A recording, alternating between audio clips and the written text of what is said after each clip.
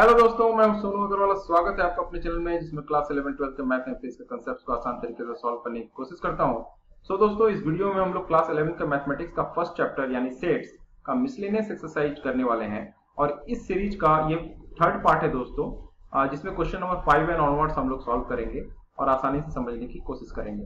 अगर आपने मेरे पिछले वीडियो नहीं देखे हैं तो जरूर उसे देखें, और उसके बाद इस वीडियो को देखेंगे तो और अच्छे से समझ में आएगा। दोस्तों, इससे पहले कि हम लोग शुरू करें, आपसे एक रिक्वेस्ट, अगर आपने मेरा चैनल सब्सक्राइब कर रखा है तो धन्यवाद, और अगर नहीं किया है तो जरूर करें और अपने फ्रेंड्स में रेफर करें। बेल आइकन को क्लिक करें ताकि आपको मेरे नेक्स्ट वीडियो का नोटिफिकेशन मिल सके। दोस्तों, क्वेश्चन 5 हम लोग देखा जाए तो क्वेश्चन 5 है दोस्तों, if A is subset of B then C minus B is also subset of C minus A। That is the fifth question कि अगर सेट A सबसेट है B का तो C minus B भी सबसेट होगा C minus A का, where C is any set. तो ऐसे क्वेश्चन को सॉल्व करने के लिए दोस्तों जनरलाइज मेथड हम लोग यूज करना चाहिए। हम लोग किसी एक एग्जांपल को लेकर सिर्फ सॉल्व कर लें तो काम नहीं चलेगा। ठीक है, तो आप लोगों को देखो यहाँ पे, तो जिसको सबसेट प्रूफ करना है किसी और सेट का, तो उस किसी एलिमेंट को हम लोग लेके चलेंगे। तो इसमें आपको क्या करना चाहिए, लेट कोई एलिमेंट x मान लो जो कि बिलोंग करता हो C माइनस B से। अगर आप जानते हो C माइनस B से अगर बिलोंग करता है, इट मीन्स दैट कि x जो है वो बिलोंग करेगा C से, but x does not belongs to B। ठीक है, अब सिंस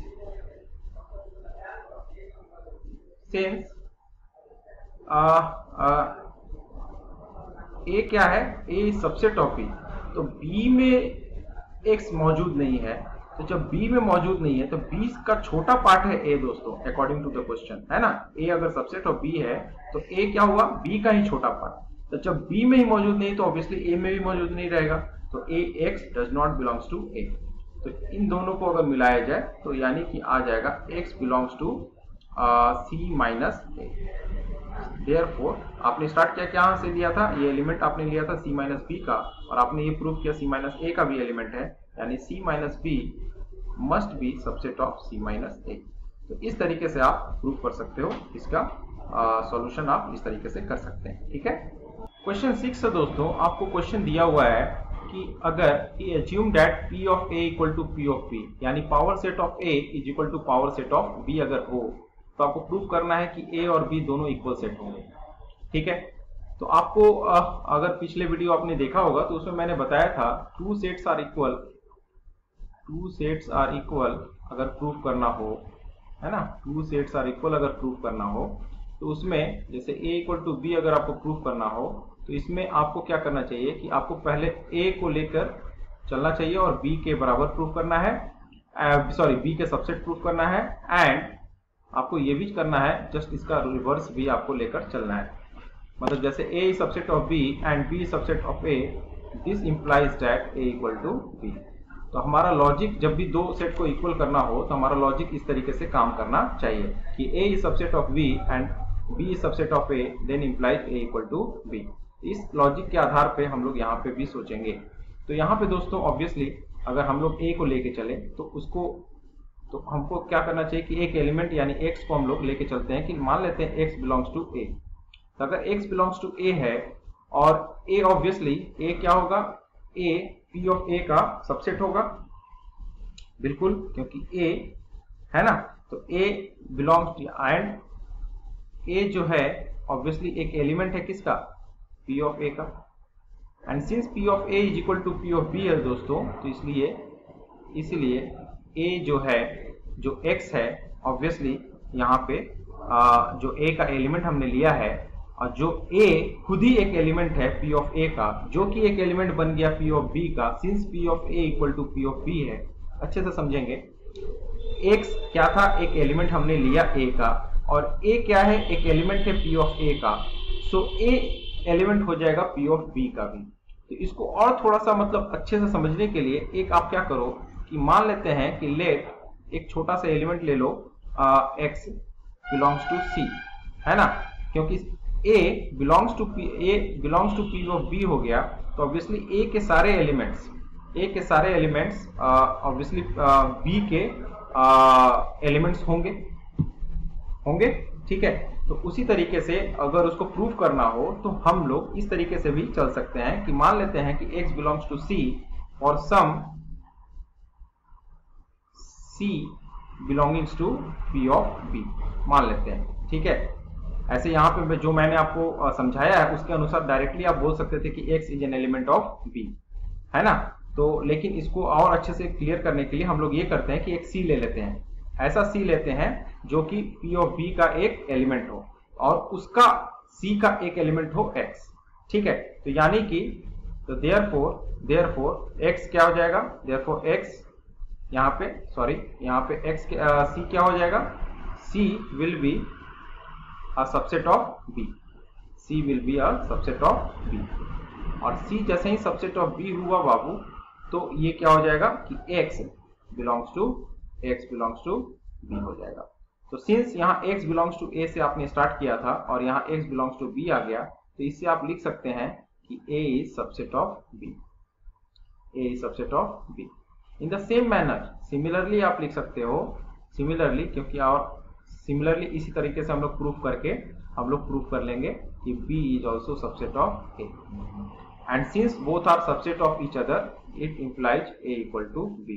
लेकिन ये तभी मुमकिन था जब p of a और p of b दोनों इक्वल था, ठीक है। तो इसको आप इस तरीके से यूज कर सकते हो। तो यहाँ पे जो मैंने आपको समझाया तो यहाँ पे हम लोग का क्लियर हो गया था कि a सबसेट ऑफ b हो जाता है, लेकिन उसको और क्लियरिटी को मैथमेटिकली दिखलाने के लिए हम लोगों ने एक अलग से c लिया जो कि p ऑफ b से बिलोंग करता था, ताकि आपको अच्छे से ये क्लियर हो सके, ठीक है दोस्तों। तो इस तरीके से क्वेश्चन 6 भी आप प्रूव कर सकते थे, ठीक है।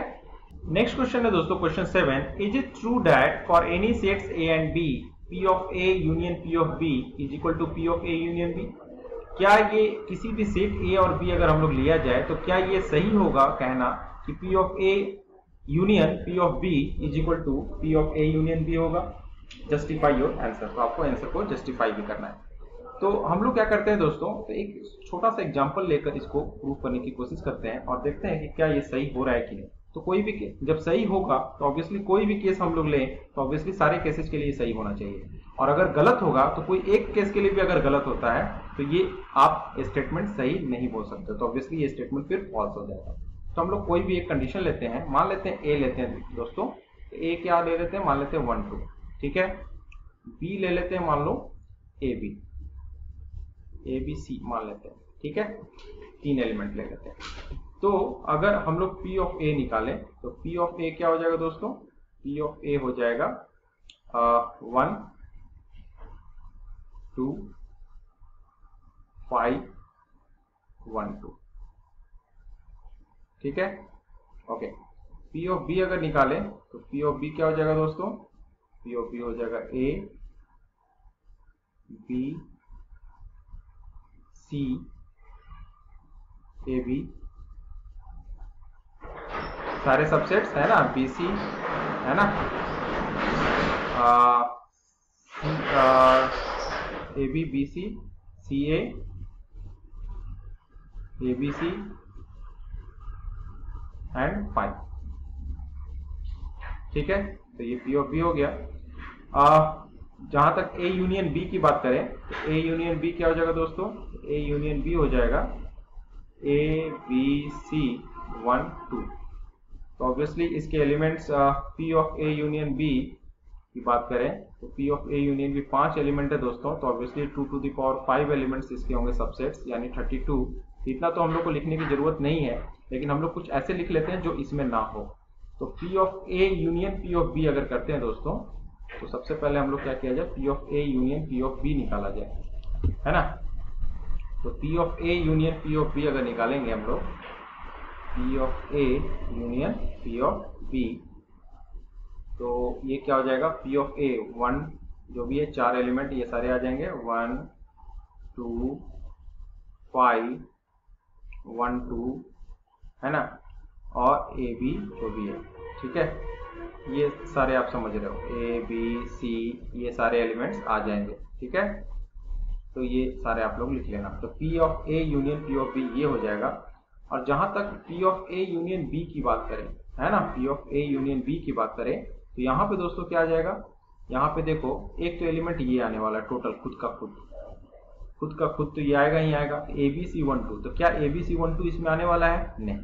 ठीक है, जैसे एक एलिमेंट तो सबसे पहले यही हम लोग लिख लेते हैं ताकि इसको नकार सकें।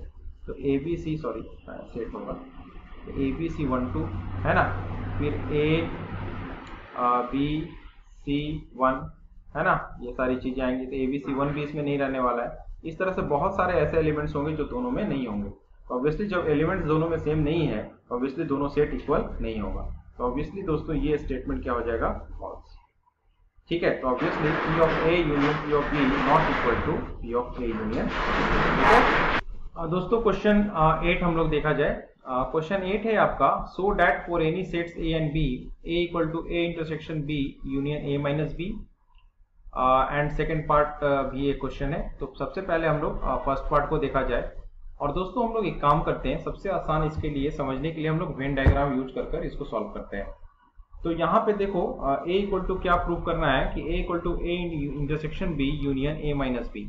तो आप जब वेन डायग्राम आप बनाए होगे दोस्तों दो सेट का, है ना, तो दिस इज, सबसे पहले हम लोग क्या करते हैं, A इंटरसेक्शन B का प्लॉट करते हैं। तो A इंटरसेक्शन B दोस्तों ये होगा, this is the graph for A intersection B, है ना।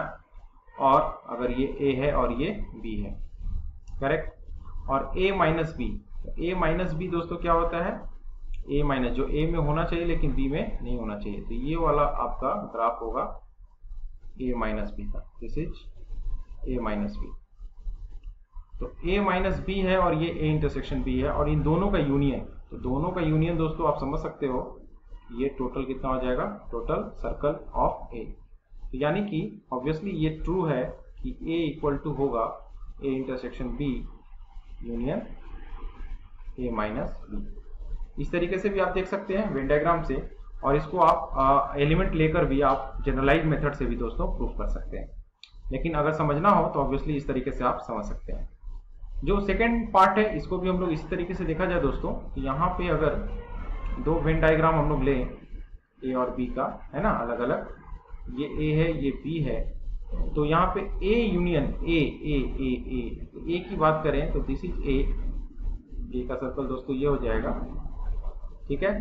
और B माइनस है जो B में हो और A में ना हो, तो ऑब्वियसली उसके लिए ये वाला पार्ट हो जाएगा, ब्लू स्पॉट, ठीक है। दिस इज B माइनस है, दिस इज B माइनस है। तो दोनों मिलाकर, ऑब्वियसली दोनों का यूनियन, तो दोनों मिलाकर दोस्तों आप देखो ये क्या हो जा रहा है, पूरा A यूनियन B। तो यानी कि ये भी जो स्टेटमेंट है बिल्कुल आपका ट्रू है। आप वेन डायग्राम से आप बिल्कुल इसको अलग अलग डायग्राम बना के प्रूव कर सकते हैं। तो इस तरीके से दोस्तों क्वेश्चन 8 भी आप बहुत आसानी से समझकर आप सॉल्व कर सकते हो। यूजिंग वेन डायग्राम ज़्यादा आसान है। अगर एलिमेंट वाइज इसको सॉल्व करने जाएंगे थोड़ा सा आपको कॉम्प्लेक्स लगेगा वहाँ पे, but you can try like this also, no issue, ठीक है। तो इस तरीके से दोस्तों इस पार्ट में बस इतना ही। क्वेश्चन 9 एंड ऑनवर्ड्स हम लोग नेक्स्ट पार्ट में करेंगे और आसानी से समझने की कोशिश करेंगे। Till then thank you, have a nice day. Do subscribe my channel, refer to your friends, bell icon को क्लिक करें ताकि आपको मेरे नेक्स्ट वीडियो का नोटिफिकेशन मिल सके। Thank you.